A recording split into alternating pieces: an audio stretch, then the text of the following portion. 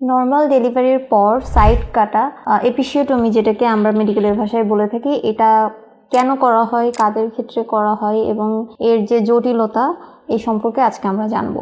Episiotomy বা side কাটা যেটাকে বলা হয়, এটি আসলে কি? এটি হলো নর্মাল ডেলিভারির সময় সাধারণত পায়পথ এবং যোনিপথের মাঝখানে 1 থেকে 1.5 ইঞ্চি মতো মিডিও ল্যাটারালি, আমরা যেটা মেডিকেলের ভাষায় বলি, অর্থাৎ কিছুটা বাঁকা করে সার্জিক্যাল কেচি দিয়ে অংশটা কাটা হয়।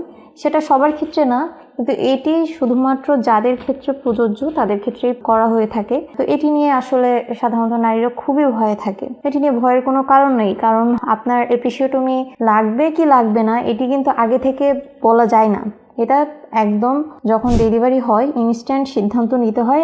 সেটি আপনার বাচ্চার পজিশন বা বাচ্চার কি কি সমস্যা হচ্ছে কিনা সেটির উপর ডিপেন্ড করেই কিন্তু এই সিদ্ধান্ত নেওয়া হয়। তো অনেকেরই ধারণা থাকে যে এটি কি মানে করলে পরবর্তীতে তার কোনো কিছুই আর নর্মাল হবে না, এবং সে দেখা গেল এই ভয়ে সিজারের দিকে ঝুঁকে যায়, মানে যেটি একদমই অযৌক্তিক।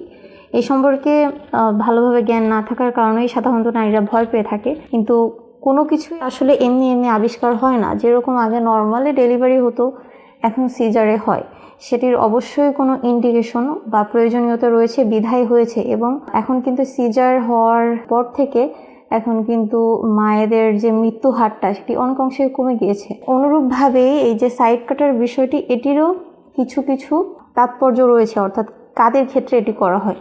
যদি দেখা যায় আপনার গর্ভের শিশু পর্যাপ্ত পরিমাণে যে অক্সিজেনটি দরকার সেটি অনেকক্ষণ ধরে আপনার একই পজিশনে থাকার কারণে গর্ভধারণের সময় আপনি ঠিকভাবে প্রেশার দিতে পারছেন না বা শক্তি দিতে পারছেন না, বিধায় বাচ্চা একইভাবে একই পজিশনে অনেক সময় থাকছে। সে কারণে বাচ্চার পর্যাপ্ত অক্সিজেনের অভাবে কিন্তু বাচ্চা মারা যেতে পারে, যেটিকে আমরা বলি ফিটাল ডিস্ট্রেস। এটি খুবই ভয়ানক।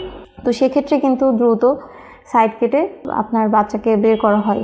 এটি কিন্তু প্রয়োজনের তাগিদেই করা হয়। তারপর যদি আপনার বাচ্চা প্রয়োজনের তুলনায় বড় হয়ে থাকে, অর্থাৎ আপনার বার্থ ক্যানেল দিয়ে বাচ্চাটি বের হবে, সেটির থেকে আকারে যদি অতিরিক্ত বড় হয়, যেটি সাধারণত ডায়াবেটিস যাদের থাকে, মায়েদের ডায়াবেটিস থাকলে সেই বেবিগুলো সাধারণত বড় হয়ে থাকে, তো তাদের ক্ষেত্রেও এপিসিওটমি করা হয়।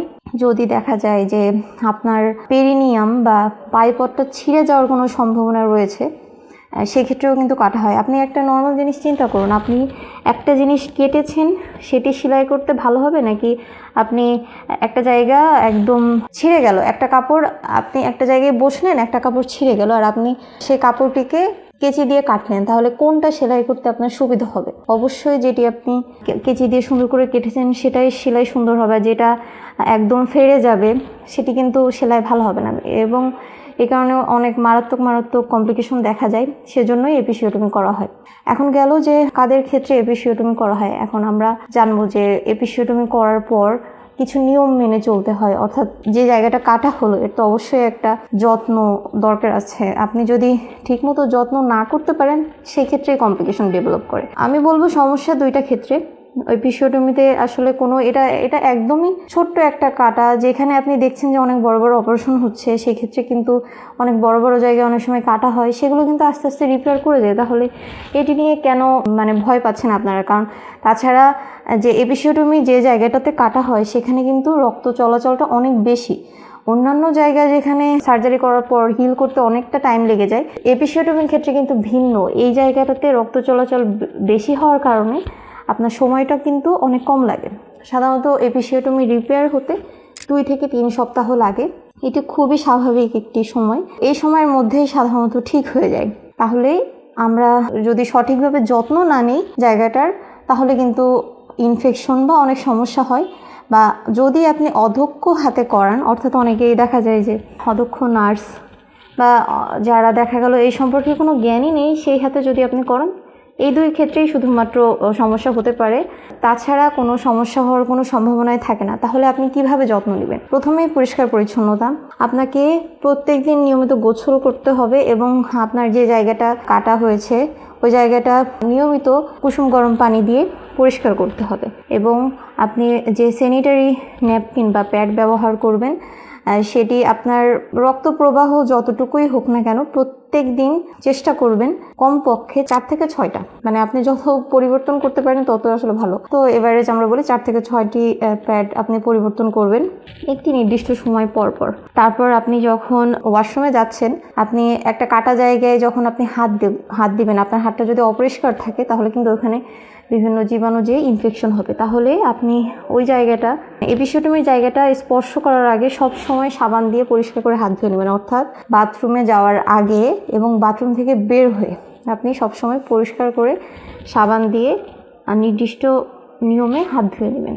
তারপর আরেকটি ইম্পর্টেন্ট যেটা জিনিস, আমাদের দেশে নারীরা হয়তো বা এটা জানেই না যে আপনি যখন ওয়াশরুম করছেন তখন আপনি কিভাবে পানি কোন দিক থেকে কোন দিকে দিবেন বা টিস্যু কোন দিক থেকে কোন দিক দিয়ে মুছবেন। যোনিপথ থেকে সবসময় পায়পথের দিকে পরিষ্কার করবেন। অর্থাৎ আপনি যদি পায়পথ থেকে যোনিপথের দিকে আসেন তাহলে যোনিপথে অনেক ধরনের ব্যাকটেরিয়া আপনি পায়পথ থেকে নিয়ে আসছেন, সেক্ষেত্রে কিন্তু আপনার ইনফেকশন হওয়ার চান্স অনেকটা বেড়ে যাবে। তাই এই জিনিসটাও সবসময় মাথায় রাখতে হবে। এইগুলো গেল আপনি কিভাবে যত্ন নেবেন, এগুলো মাথায় রাখলেই আপনি যত্ন নিতে পারবেন। এবং এবার আসি যে কি কি ধরনের স্বাভাবিক জটিলতা হতে পারে। এপিসিওটমির পর আপনার একটা জায়গায় যেহেতু কাটা হয়েছে, অবশ্যই সেখানে ব্যথা থাকবে এবং এটি খুবই স্বাভাবিক। ব্যথা থাকবে বা আপনার দেখা গেল প্রস্রাবের সময় জ্বালা পোড়া হতে পারে, যখন পায়খানা করতে যাবেন তখনও কষ্ট হতে পারে, বা বসার সময় হাঁটার সময় ব্যথা হবে। এটি নিয়ে দুশ্চিন্তা করার কোনো কারণ নেই। 2 থেকে 3 সপ্তাহের মধ্যে এই ব্যথাগুলো কমে যাবে। আপনি ব্যথা কমানোর জন্য যেটি করতে পারেন, আপনি প্রত্যেক দিন একটি গামলায় কুসুম গরম পানি নেবেন কিছু,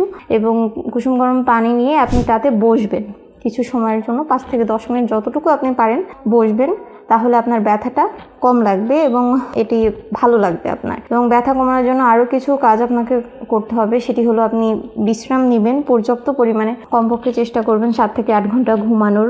তাছাড়া নর্মাল ডেলিভারি হওয়ার পর আপনি চেষ্টা করবেন কেগেল এক্সারসাইজ নামের একটা এক্সারসাইজ রয়েছে।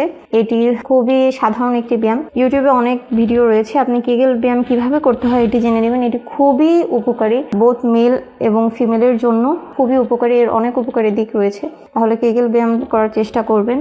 তারপর নর্মাল ডেলিভারি বা সিজারের পর আসলে মায়েদের পায়খানাটা একদমই কষা হয়ে যায়। তাহলে আপনি যেন কষা না হয় সেজন্য আপনাকে কিছু নিয়ম মেনে চলতে হবে। যেমন আপনি কমপক্ষে 2 থেকে 3 লিটার পানি খাবেন, প্রচুর পরিমাণে শাকসবজি খাবেন, ফলমূল খাবেন, আয়যুক্ত খাবার খাবেন, যাতে আপনার কষা পায়খানাটা প্রতিরোধ হয়।